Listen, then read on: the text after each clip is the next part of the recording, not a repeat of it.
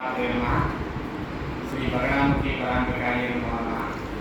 శ్రీ అమ్మవారి దేవస్థానంలో తెలంగాణ రాష్ట్రం నిజామాబాద్ ఆర్మూరు ప్రాంతం నుండి డాక్టర్ ఓంప్రకాష్ గారు అష్టావధాని కవిగారు ఇచ్చేశారు.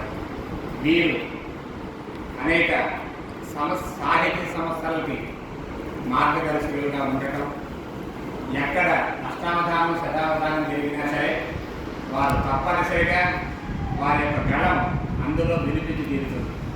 మరి దైవికంగా శ్రీ అమ్మవారి ఆలయానికి వారు నిశ్చయం అనేది ఒక రకంగా వారి పూర్వజన్మ సుకృతంగా భావిస్తూ, మరి వారి గళం అన్ని చోట్ల కనిపిస్తుంది, కానీ మా అమ్మవారి ఆలయంలో కూడా వినిపించాలనేటువంటి తపంతో వారిని మరి వారి ఇష్టదైవం కావచ్చు, అమ్మవారి మీద కావచ్చు, ఏదైనా వారికి మరి మనస్సుకు తోచినటువంటి మరి అమ్మవారి స్తోత్రం కానీ పద్యం కానీ ఏదైనా సరే వారి కళ నుండి వినిపించవలసిందిగా కోరుతున్నాము.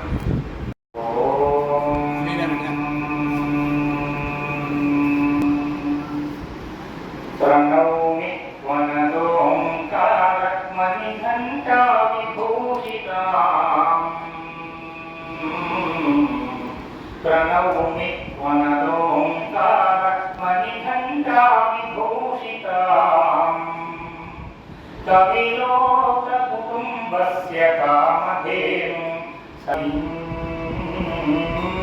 सरस्वतीम् येनाङ्कानलभानुमण्डलसच्छरीचक्रमध्ये श्रीचक्रमध्ये स्थिताम् बालार्कद्युतिभासुरां करकरन्हि पाशाङ्कुशैर्बिभ्रतीं चापं बाणमपि प्रसन्नवदनां कौसुम्भवस्त्रान्वितां तां त्वां चन्द्रगणावतं समुदां चारुस्मितां भावये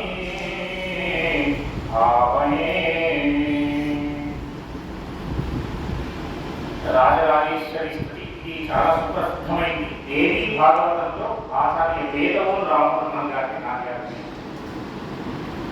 ఏ జన్మమున ఏ సుమంగులను ఏ జన్మములను ఏ సుమంగులను ఈ దేవి రక్షించెను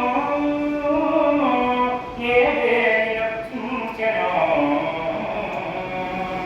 ఈ జన్మమున రెండు ముక్కలవి ఈ జన్మమున రెండు ముక్కలవి అబ్దంగా మోదల్లి ఏ నోదల్ నీ మహిమావల్ పలికెదన్ నీ మహిమావల్ పలికెదన్ వ్యోమాపలాతుల్యవా విజాతం అనుగ్రహింపదవే శ్రీరాజరాజేశ్వరి శ్రీరాజరాజేశ్వరి శ్రీ విద్యా బగలాముఖి భగవతి చింతామణి శ్యామలాదేవి వస్యముఖి సమాహ్వయములన్ దివ్యన్మహామంత్రయంత్రావిర్భూత నిజాంశలు. ఆ అమ్మవారి స్వరూపం అనేకం, వారి గురించి వర్ణించడం మనతో అశక్యమైనటువంటి పని.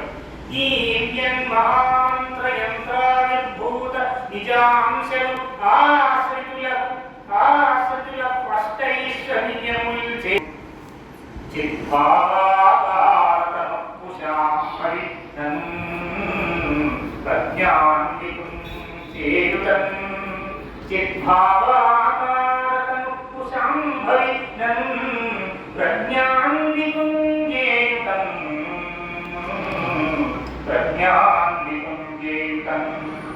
ఈ అవకాశం ఇచ్చినటువంటి పెద్దలు ఆలయ గీత పూజారులు ఆత్మీయులందరికీ కూడా నా హృదయపూర్వక ధన్యవాదాలు తెలియజేసుకుంటాను. నమోహన శ్రీ చరణానంద నమస్కారం. చాలా సందర్భం మాస్టర్ గారు. మరి మాస్టర్ గారు గురించి వెంటనే కానీ వారు చెప్పినట్టు పలుకు మళ్ళీ మరొక కవిగారి జ్ఞాపకం చేసినారు. ఆయన ఆ కవిగారు ఎవరయ్యా అంటే మాడుగుల వారిని మళ్ళీ జ్ఞాపకం చేశారు.